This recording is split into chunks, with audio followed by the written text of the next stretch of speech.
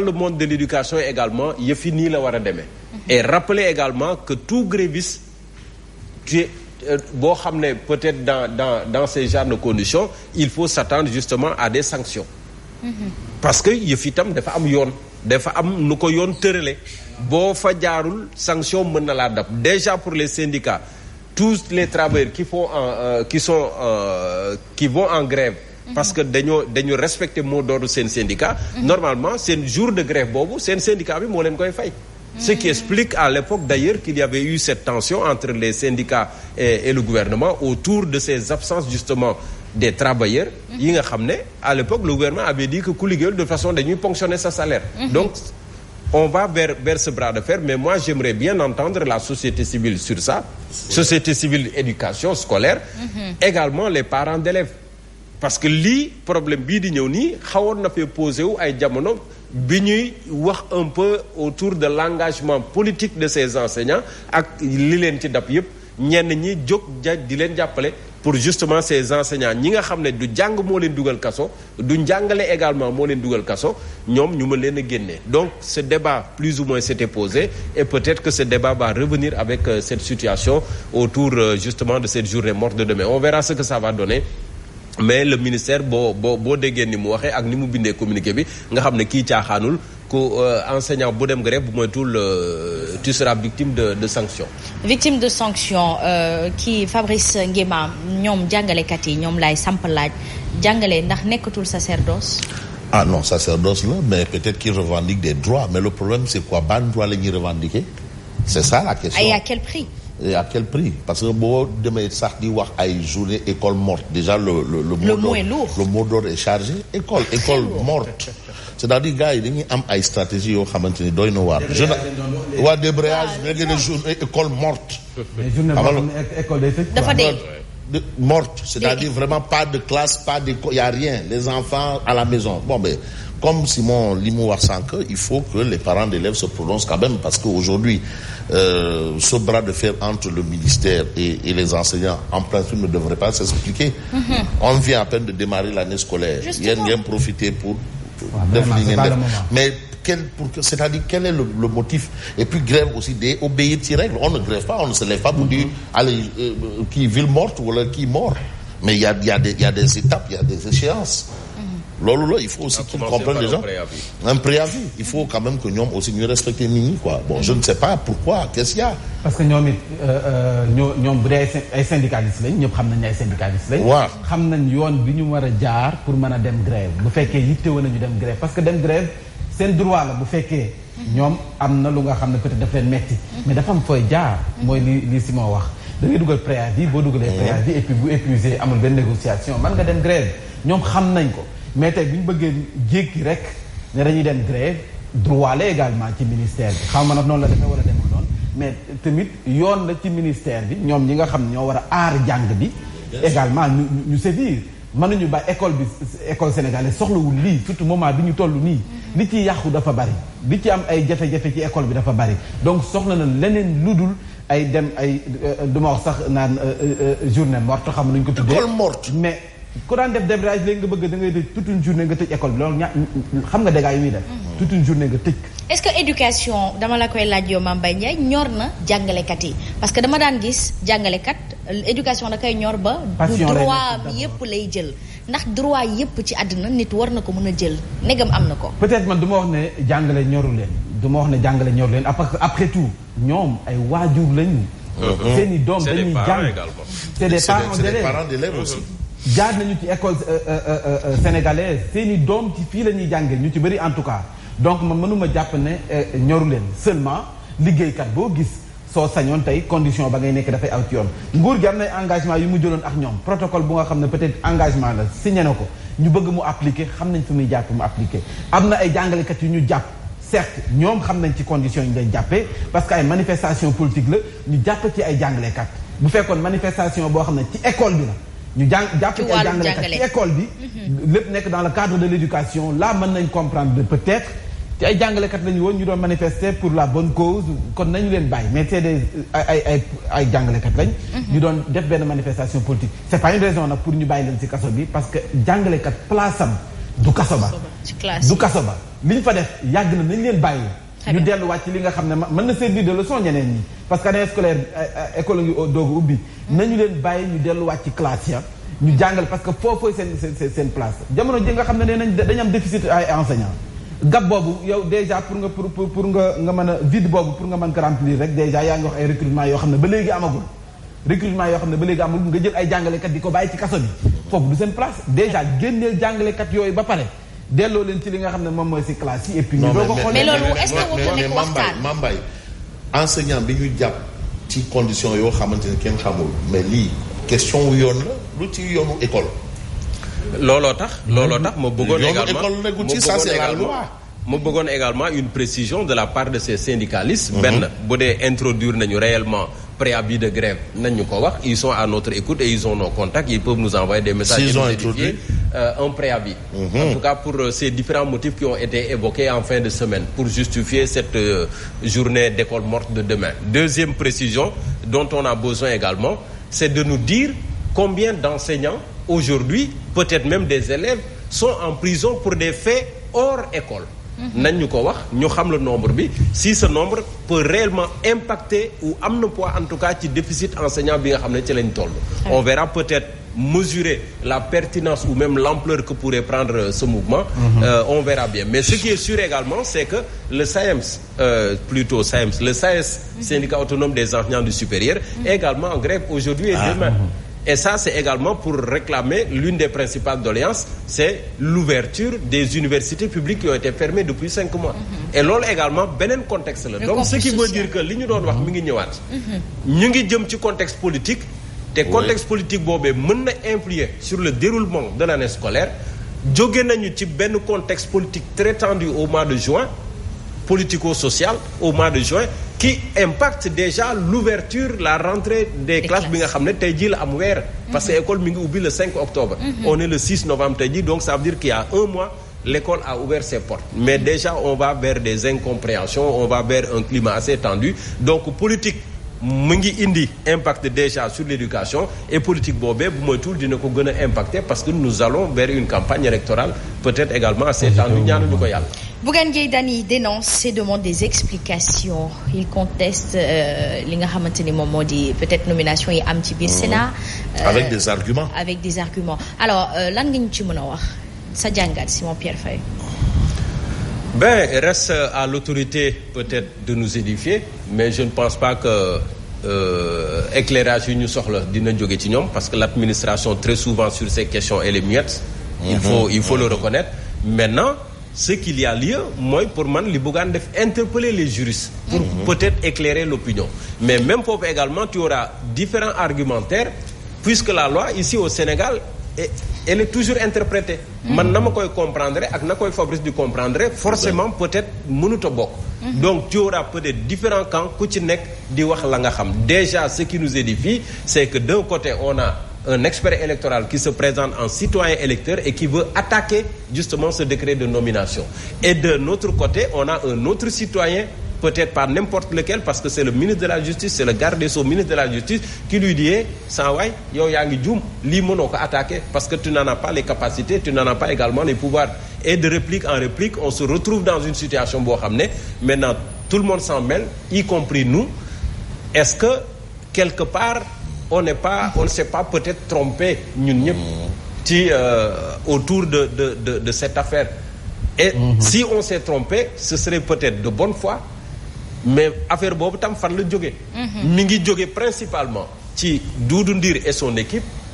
ñu bëri jàpp ne waroon nañ fi jóge bu yàgg parce que seen mandat jeex na mais depuis lors ils ont été maintenus. Donc ce flou autour de Doudou Ndir et de son équipe seen mandat bi ñu entre guillemets prolongé moom moo waral lii yëpp. Et ça te ramène à la scène politique, ça te ramène également au jeu politique bi nga xam ne actuellement quoi qu'on dise Macky Sall est le maître du jeu moom mooy manipuler ñi ci des di ci topp. Maintenant est-ce qu'on va réussir à remettre les pendules à l'heure? Est-ce qu'on va réussir à rééquilibrer les forces? ça également c'est une autre paire de manches. En tout cas dans cette paire de manches Fabrice Nguema ndax mën nañ wax ne xalaat sax permettre xalaat ne nguur gi est-ce que bëgg nañ dëggantaan amal élection yi 2024. mais dinaa la wax benn affaire gis nga la loi le droit la constitution. les sujets autour du droit. benn sujet nga def thèse nga am 20 sur 20. def antithèse nga am 20 sur 20 wala 0 sur 20 nga am synthèse nga am 20 sur 20 ou 0 sur 20 bon 0 amul 5 sur 20 voilà c'est pour te dire que la complexité des textes mais par rapport à ce débat qui est en train de se soulever man du man maa ko kii parce qu'il y a Boubacar Camara qui a proposé ça parce que vu le tohu-bohu et tout le reste là on remarque quand même qu'il y a une situation quand même bizarre inconfortable mais man lenn rek laa xam musuñu dem élection boo xamante ni il y a pas d'histoire depuis un moment même on a eu des législatives où on nous a presque ramené des ordonnances c'était pas ordonnance mais vraiment il fallait que diw def lii wala 5 candidats on prend 5 wala mën nga jël lépp wala il y a toujours un flou mais est-ce que c'est suffisant pour dire qu'il faut reporter une élection parce que le respect du calendrier électoral c'est demandé par tout le monde mais pour qu'il y ait report mais il faut un consensus fort mais consensus aussi ne veut pas dire unanimité attention consensus ne veut pas dire unanimité donc foofu aussi beneen débat la donc c'est ça le consensus permet juste d'établir des règles sur lesquelles tout le monde est d'accord déjà Alioune Tine il appelle à un autre dialogue et lii également li gën a yokk affaire bi mooy le profil entre guillemets politique d'un des membres du Sénat nouvellement nommé parce que en 2019 les archives sont là les faits sont là on l'a connu comme responsable politique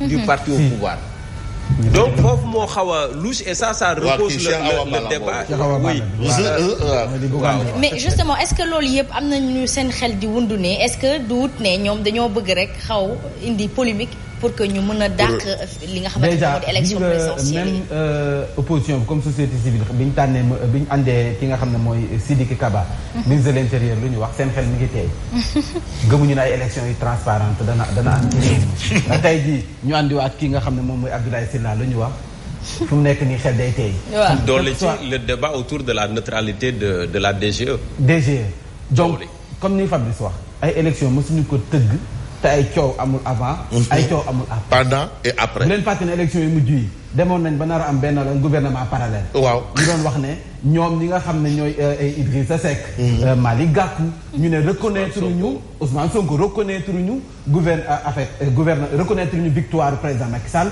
donc ñoom it ñu ngi am lu ñuy nas ñu ngi koy togg alors que ne ñoom bi ñu koy togg di ko nas am na ku nekk seen biir koo xam ne nee na ba mu doon waxtaan boobu avant élection yi donc miin nañu coow yu ni mel maanaam ñii taxaw ne élection yi xeeñu neex élection yi xeeñu tëddee ñaaxaanaay c'est normal mais nag bu ñu ñoom opposition bi comme pouvoir parce que ñun mënuñu gëm lu du pouvoir bi ñu wax moo di ay élection day am kenn du ko dàq ñun foofu lañ leen di gëm mais opposition bi ñoom ci boppam en tout cas am na ñu nekk seen biir ñoo xam ne tey bu ñu dàqoon élection yi ñoom ñooy les grands perdants parce que liggéey nañ ñu liggéey lu leen may 2024 ñu espérer toog ci bopp nguur gi donc ñoom ñoo gën a am intérêt pour kay élection mën a am pour nag ñoom élection mën a am nañ teg lépp mbir yi ci yoon parce que à 100% ñu ne liñ bëggoon yëpp am na mënul ne très bien mënul ne c'est normal nag ñu am ay interrogation ay doute te ay doute day am ba jour élection ba doute am ba après élection ba donc loolu lañ tàmm dund mais nag ñoom opposition bi en tout cas nañ xam ne du intérêt si ñoom pour élection bañ a am donc nañu def seen kéem kattan ngir élection mën a am 2024 bi nga xam ne en tout cas état loolu la ñu gëmloo ñoom it bëgguñu ñu nga xam ne ñu dàq élection yi li ci kanam raw li gët ma koy nuyu bu baax waaw la démocratie sénégalaise est perfectible Adja Fatou Sow bu Karim Meïssa Wade nee na Karim léegi mu dikk non dama ne. nekkoon nag man damaa xaar ba sonn Fatou Sow la nga xam député gis nga li Asma wax nee na moom. donc parce que Sénégal yi dañoo xaar décoration yi defoon yëpp doon xaar Karim fu nekk yëpp ngelaw li yóbbu na ko. tapis rouge bi dañ na. wallaay maa ko bëggoon présenté. Asma moo waroon yor microcentrale. deuxième quinzaine mois de novembre. deuxième quinzaine Karim 15 laa koy parce que yow moo xeex l'honorable ne ma le 15. Mambay benn laaj rek. Mambay. waaw maa bëgg a laaj benn. looy laaj Pauline Thiam ak Yaay Tuuti ñu ngi ci dëkk bi wala. wax nga dëgg de. maanaam da ngeen a ngi ci dëkk bi Pauline Thiam. Pauline Thiam. yaay tuuti ci laan ngeen ne. c'est la grande question. wala. parce que ci loo leen di da leen di may dédicace. non dama leen di nuyu rek. du dara ci loo leen ne. Pauline Thiam ak yaay tuuti non dama leen di nuyu du dara dama leen di nuyu. du dara du dara de. Bougane Gueye Dany tamit. non. yoonam neewu ci. yoonam nekku ci de ah. ñu dem. Pauline Thiam ak yaay tuuti dama leen di nuyu rek. du dara du dara boo toppee Fabrice. baax na. du dara de. waaw très bien. Lamine Aïssé depuis Thiès. ak am solo li may wax léegi. les frères Guissé ñoo ngi leen nuyu. Lamine Aïssé bu Boun Abdallah Dionne. ah. du F9. ah non ban Lamine. ok bokkul. bu Boun Abdallah moom ak kii Abdou Niang. mais les frères Guissé ñoo ngi ñuy teewlu jamono. les frères Guissé waaw Tapha Tine ñu ñuy teelu démb rek ñu ngi vocalante xam nga lamb ji di ñëw après moom la. moom ak Eumeu Sène xam nga Tapha sunu matinal la bokk. moom Tapha Tine waaw ak baax matinalam xam naa nag lu muy nuyu Yacine Asma bari na loolu. maa ngi koy nuyu ma Yacine nuyu ma Asma est-ce que tamit nekkul di ñu seetaan. ma ne amaana. waaw mais est-ce que yaay tuuti ak Pauline Thiam. en tout cas lu mu ci man di doon yaay tuuti Pauline Thiam bu fekkee yéen a ngi fii yéeg leen ci kaw tribune bi. en tout cas ñun ki yéeg ci kaw tribune bi tey moo di borom arama nga ñoom rek. ca baa nga 7e gaar. Bougane Gueye maa la bugga man. Bougane Gueye Dany tey jii nag moom moo yëg ci kaw turbine bi tey moom rek moo yëg ci kaw turbine bi. nee na la. moom jiital gëm sa bopp. moom Bougane Gueye Dany. borom arama nga ñoom rek. nee na caba mi ngi 7e gaar. nomination 12 membres yu Sénat. Bougane Gueye Dany daf si samp ay laaj. nee na si njekk rek nag. si njekk rek xuloo ñu xëccoo ñu waaye si njekk yéen ñi nga xam ne yéenay borom xam-xam yi ci wàllum yoon mais ci njekk leeral leen ñu parce que dañu ko yittewoo danoo bëgg xam. xëccoowuñu buuxantewuñu mais dañuy laaj dong nag parce que nag nee nañ Abdoulaye Sylla mii membre bu conseil constitutionnel waaye yow sa mandat foofu jeexagul wala boog bu jeexee ñun xamuñu nan la jeexee ndax topp na yoon ni mu war a jeexee site bu conseil constitutionnel bi kenn publié wu ko ci waaye léegi ñun est-ce que mën nañ jàpp na jeex na ñu ne deete waaye beneen signature daal di lay fal ci Sénat bi yéenekaay bi Bougane Gueye Dany ci yéenekaay bi ne scandale la li scandale la en tout cas moom loolu lay njort moom Bougane Gueye Dany nee na nag Bougane juge illégal le décret de Macky Sall il ne peut démissionner du conseil constitutionnel sans suivre la procédure stricte prévue à l'article donc ou l'arrêté 5 de la loi organique booy démissionné ke dafa am yoon léegi est-ce que respecté na yoon boobee en tout cas Bougane dafa njort ne respecté wu est-ce que démissionné na dafa njort ne démissionné wul est-ce que signature ci kaw signature mën naa am Bougane bu fekkee noonu la demee bi yeboo ñu xam ne tegu ko ci yoon. yéen ñi ngay xam ne yéen borom xam-xam yi ci wàllum yoon la Bougane nee na ngeen leeral ko. en 2017 Bougane parewul de mooy laaj ba tey de nee na 2017 Cheikh Awa Balla mii président bu mouvement de soutien TGV à Guédiawaye pour la réélection de Macky Sall en 2019 waa léegi Cheikh Awa Balla moomee nga xam ne moom mouvement de soutien la yoroon dem taxaw président Macky Sall ba mu am dem 2019 tey jii moom it bokk na si ñi ñu tànn ngir mu jiite Sénat. Sénat nag bu ñu demee ba ne commission nationale des élections autonomes. wala du noonu électoral autonome.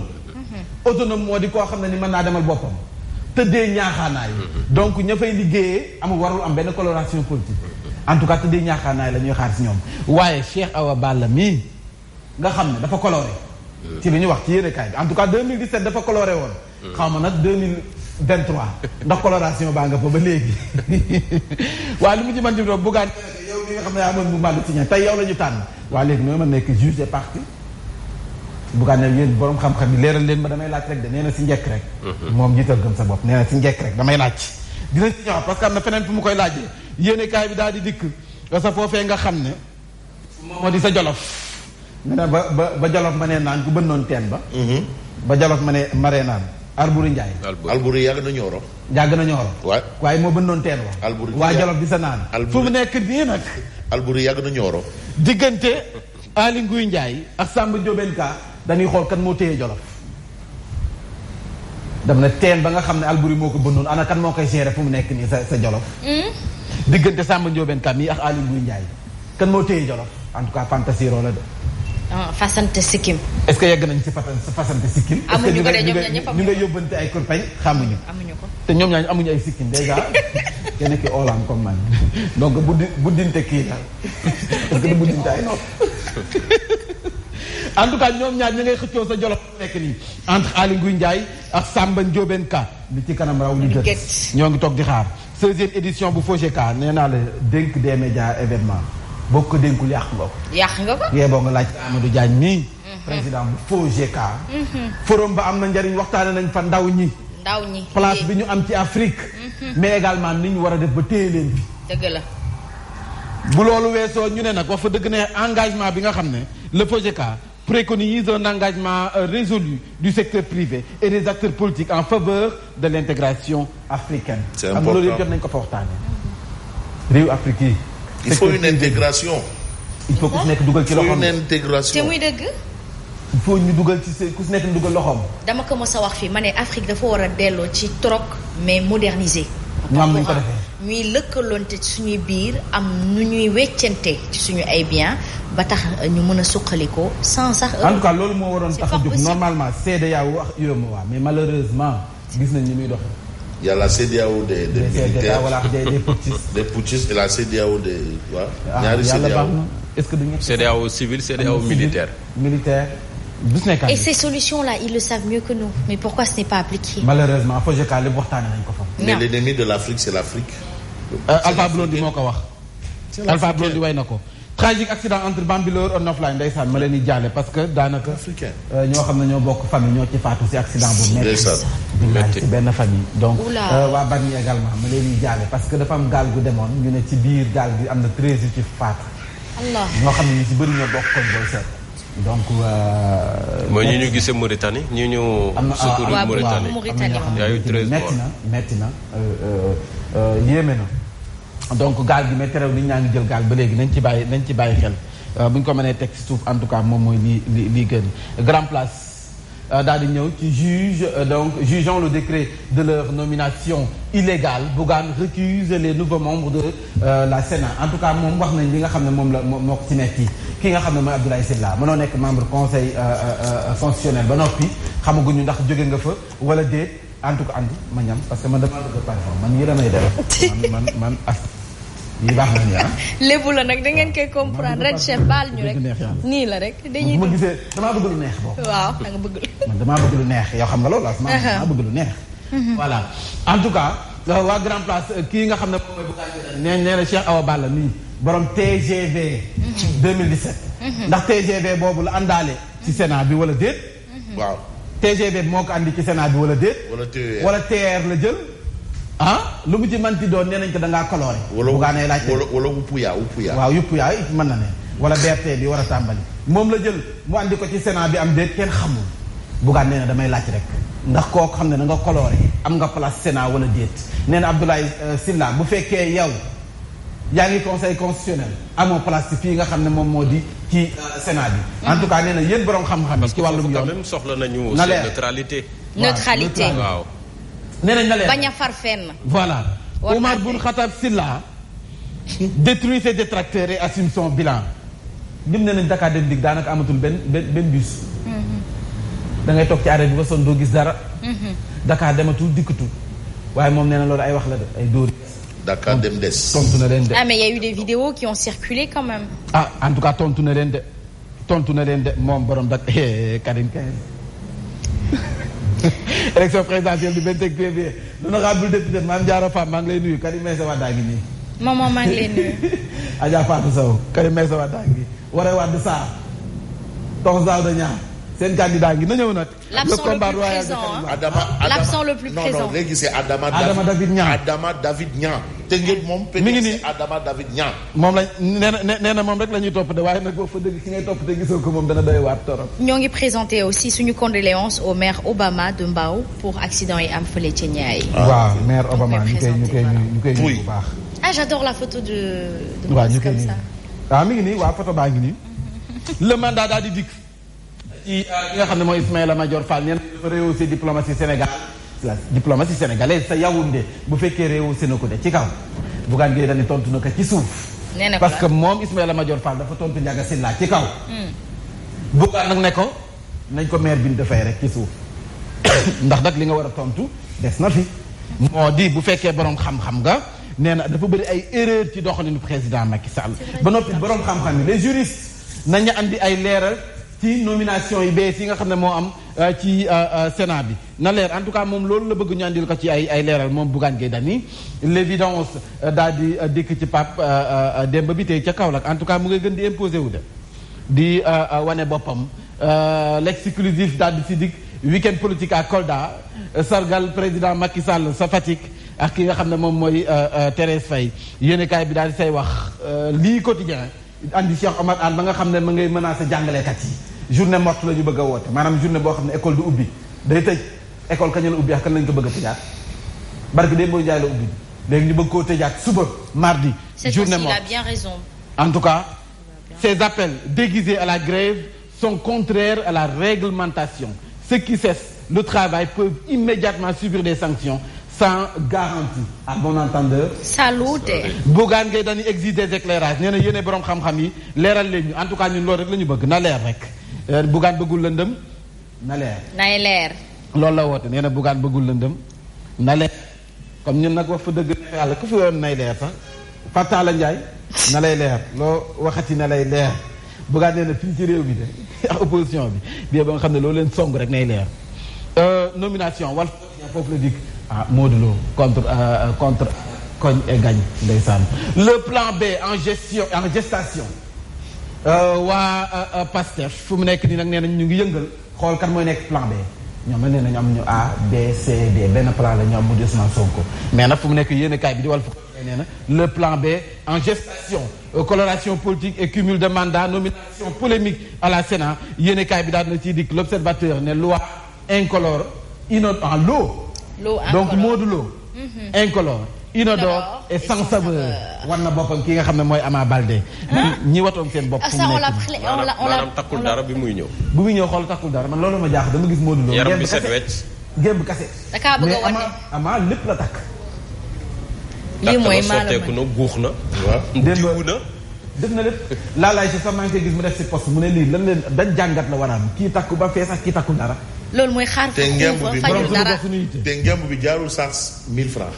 Modou Lo pour xarañ mbir mi doole la kattan la dem leen laaj ko waa Fandène du xar fa xuufa de ay waa Fandène waaw après 3 jours ces concessionnaires suspendent donc leur grève bàyyi nañu grève bi ñoom ma daal ici waaw ñoom en tout cas concessionnaire waaw ñoom les agents ñoom waaw nee nañ waxtaan am na directeur général ak bu Sonaged la waxtaan am na déggoo yaakaar nañ ne kon dana am waaye nag déggoo amagul de ci diggante ministre bi ñu dénk wàllum jàng mi ak syndicaliste yi maanaam SAEMS CUSEMS ñay daan xaap nee nañ leen nag boo leen demee grève bi boo ngeen xam ne yat bi mën na leen dal Oja lu mu wax Oja ñu dem ci Oja pourtant mën nga ñëw fii de ñëwal ñu dem benn rek après point actu dafa ñëw ci à qui profite le report de l'élection en tout cas le choix contesté de Macky Sall ak jàngat la est-ce que ñoom lii ñu reporter élection yi du leen arrangé ndax déjà ñoom dañu am problème mu candidat profil Sonko arrêté et radié des listes électorales Pastef dissous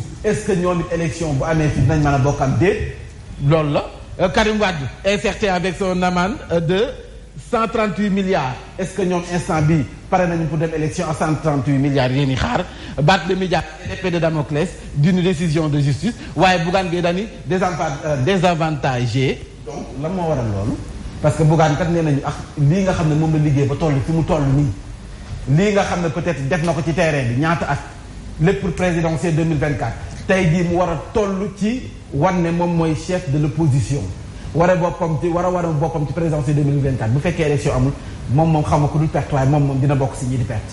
aywa waaw moom du avantage am. Oja anamu ana Oja jox ma Oja ci télé bi. mi ngi noonu. Oja combat bi la andi léegi man kee nga xam ne mooy Awa Balla avec le parti pris moom moo nekk de.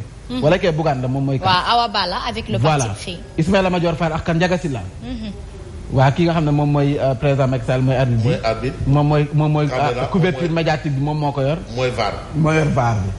aywa tey foofu la génne actualité bi. merci beaucoup Mame Mbaye Ndiaye kon mën nañ dugg ci xibaar yi ndax 8h teg na ñett simili.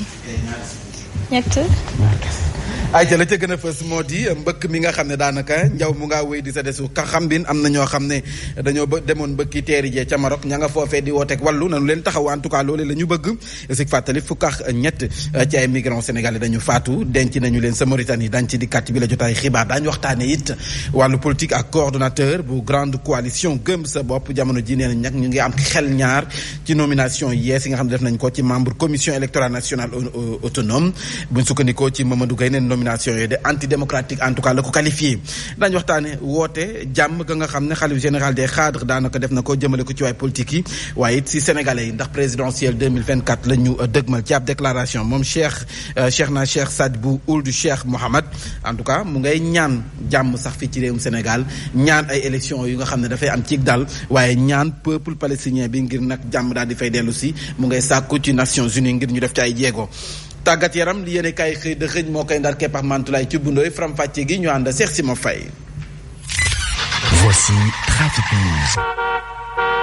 Papa Alé Cissé. alors Asma. maa ngi lay nuyu. maa ngi lay fay bu baax. fo circulation bi toll jamono ji.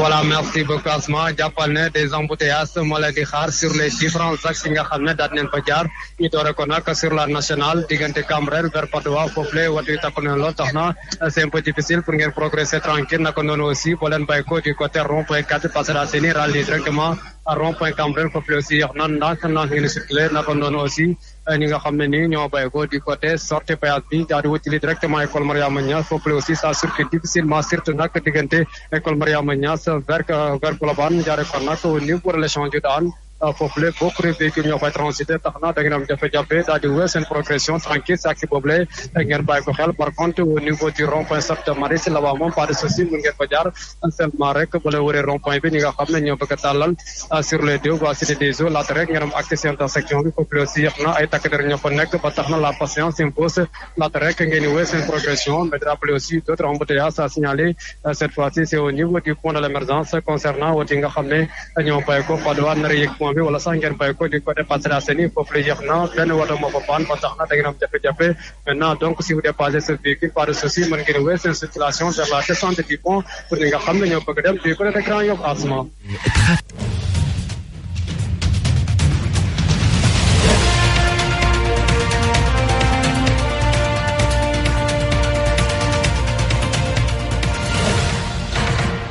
jërëjëf Papa Alé Cissé Mamba Ndiaye mënees nañ door xibaar yi ak candidat yi dem fële ca mbëkk mi bloqué au Maroc nee nañu ñoom dañuy sàkku ndimbal.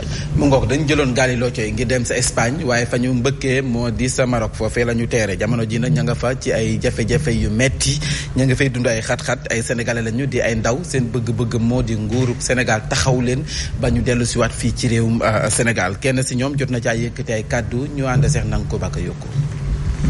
suñu nekkin fii ça laisse à désirer maanaam neexul neex ba war parce que li ñu mën a dund suñu biir réew mënuñu ko fi dund lii la ñuy dundee matin midi soir matin midi soir constipation bi ñuy rey xam na yeneen feebar yi li fi ñëw indi fi ay maladie duñ jeex ñii indi nañ fi ay gaañu ñii indi nañ fi ay ñii lu ne indi nañ ko si jàngoro actuellement li ñu bëgg moom mooy que suñu condition fii sax garaawul lenn la ñu bëgg du ñaar du ñett du ñeent li ñu bëgg mooy ñu delloo ñu suñu réew ñun Sénégal kese